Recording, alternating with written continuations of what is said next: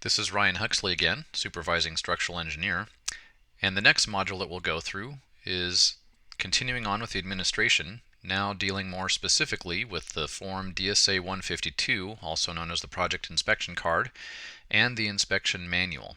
We'll be going through both of those in more detail in this module.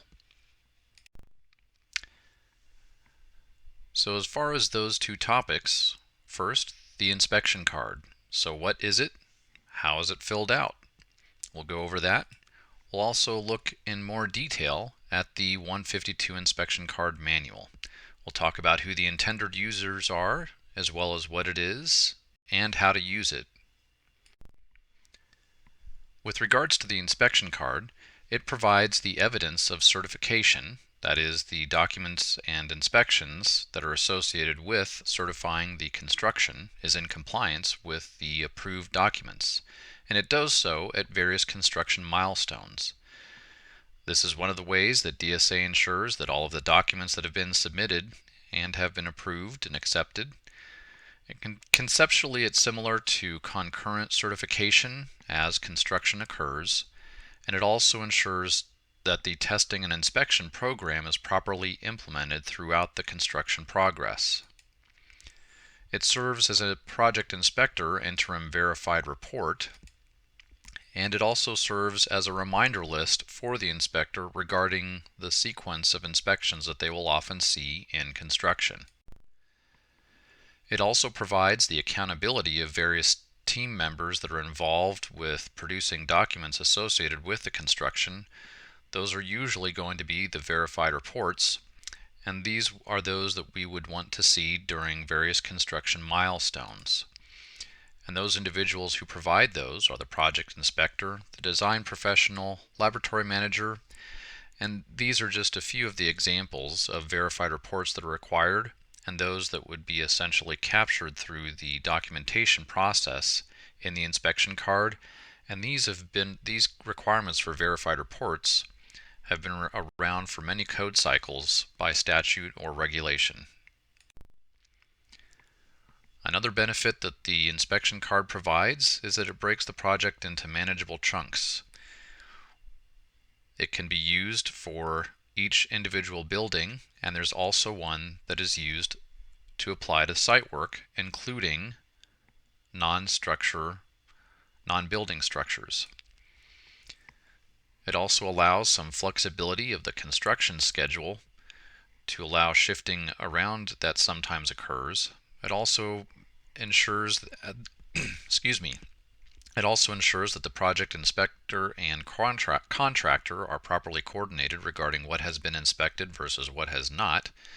And it also allows sign-off of portions of the work with regards to as each phase of the construction within a given building as it is completed, then everyone is on the same page for knowing where things are at with regards to the inspections of the constructed work. This also allows timely enforcement of the regulations such that if necessary, DSA can impose an order to comply or a stop work order if there is non-compliant work being constructed and covered up. Continuing on with the inspection card basics, the same card would be used for all projects. Therefore, some of the items or blocks may not be applicable based upon the scope or nature of the work that's occurring on a given project. It's important to consider what the overarching themes are for the inspection card. That is, to ensure that the inspections occur prior to covering up the work, and that there's a timely receipt of the required documentation associated with those inspections and that construction work. DSA Procedure PR 1301 provides the required and prescribed method for compliance with the regulations for communication and documentation of the status of construction inspections and material testing. You can find a copy of PR 1301 in the Resources tab, PR 1301. As was noted, it defines the inspection card process, and it also provides more detailed descriptions regarding the roles and responsibilities for different stakeholders that are involved with the construction process. Of most interest to the project inspector is section 1.8, while there are other sections also referenced in 1.8 to other sections that will also be of interest to the project inspector. You can use the DSA 152 inspection card manual since it has additional information and can be used as a reference with regards to what testing or inspection would be applicable based upon what type of material, construction material, or testing and so on may occur for your project. The number of inspection cards is going to vary depending upon the project scope. Generally speaking, there's going to be one inspection card that is associated for each individual separate building, in addition to one that's provided for the site work. And the site work card would include any non-building site structures. There is an exception, and that would be as shown here, and that is for the siting of relocatable buildings that are less than 2,160 square feet. Those only need one inspection card to encompass all of the buildings, plus an additional one for the site work, which again would include any non-building site structures, such as fences, retaining walls, and so on. However, if there is any in-plant construction of relocatable buildings, then one inspection card will be required for each separate building, but that would be for the in-plant inspection card. That's the DSA 152 IPI. Construction observation will still be provided by the design professional for the in-plant construction, and that would be as determined by the information provided in Form DSA 1MR, and further information related to that is covered in Bulletin BU 1601. DSA had many meetings and committee hearings to try and come up with what would be an appropriate numbering method for these inspection cards. After many deliberations and debates and discussions, we came up with this ingenious method: 1, 2, 3 for all buildings. In addition, we all recalled being back in kindergarten and recalling that there was also that number #SW, and this is what we've used for the site work. I hope you're appreciating the humor as we go through this.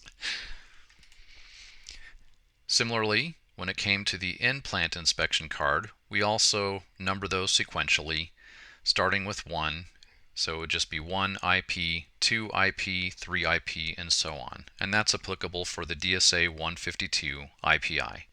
You can take a look at PR 1301, section 1.4 for further information related to in-plant inspection. With regards to your duties as a project inspector related to the use of the inspection card, those are as follows. You, the project inspector, must possess the inspection cards prior to the start of construction. As we know, sometimes school districts become a little bit anxious to begin construction before they ought to, and this is an area where you can note that you need to have that before construction commences. We also want you to make sure that you have the correct quantity of inspection cards. You essentially act as a second pair of eyes to make sure that all of the inspection cards that you will need for the project that you do indeed have. Be sure to immediately notify the DSA regional office that's applicable for that project if construction begins without the inspection cards being in your possession. That's generally going to be through what is provided in DSA box, which we'll talk about in the next section, or which we talked about previously in a prior module. Use the information found in DSA PR 1301 as well as the 152 manual to ensure that all of the necessary tests and inspections did occur and the documents associated with those have been received by you, the project inspector, and are in your job file prior to approving, that is, essentially signing off, each applicable block and section of each inspection card. To clarify and go into further detail regarding signing off of the applicable blocks and sections in the inspection card, you will want to do that when all of the following occur. All of the completed work complies with the DSA approved construction documents. All of the necessary testing and inspections are complete. All of the relevant deviations from the DSA approved construction documents are resolved that are associated with that block. And all of the relevant DSA field trip note issues are also resolved that would be associated with that block that you are signing off. And all of the necessary documentation from various individuals are received by you, the project inspector. If any block or section is not applicable, the project inspector simply enters NA for the date, but still provides your initials. That means that every single block will have your initials. Until the project inspector has signed off the applicable blocks and sections of the inspection card, it could be that the contractor may be prohibited from proceeding with subsequent construction activities that would be covering up unapproved work. Any subsequent construction activities covering up unapproved work will be subject to a stop work order from DSA or the district. As the project inspector, it's very important that you immediately notify the DSA regional office if applicable inspection cards and the applicable inspection card blocks or sections have not been signed off, yet the contractor is proceeding with subsequent construction activities that will cover up the unapproved work. If you have a very large building in which there's incremental construction occurring, because the requirements of the card are such that you only sign it off when everything is complete, it's important to consider how you might address those kinds of situations. So let's consider an example. Let's say that you have a large building which has a large foundation system that's placed incrementally over a period of time, and framing begins to start in one area while foundation work is still occurring in another area. What would you need to do? Well, again, because only the applicable blocks and sections of the inspection card are signed off at the completion of the system, not during the construction of the increments, you need to come up with a method of appropriately communicating with all of the interested stakeholders.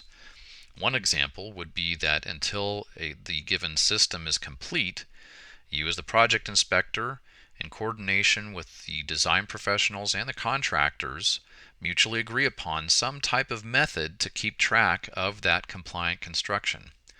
One such method, using the above example that we were just referring to, could be to use a copy of the foundation plan that's been marked up to show various areas of compliance.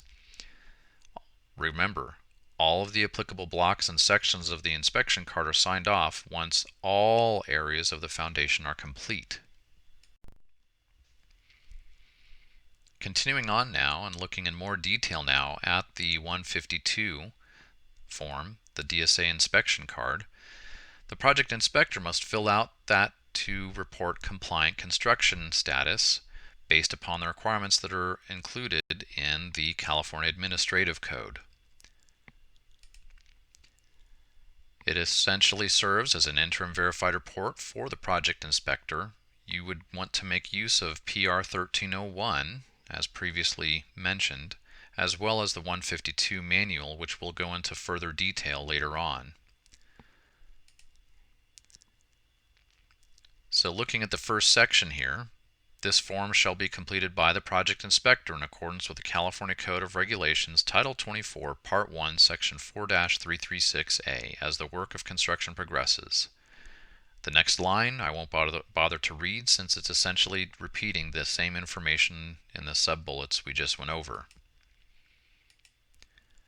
This first area is input by DSA.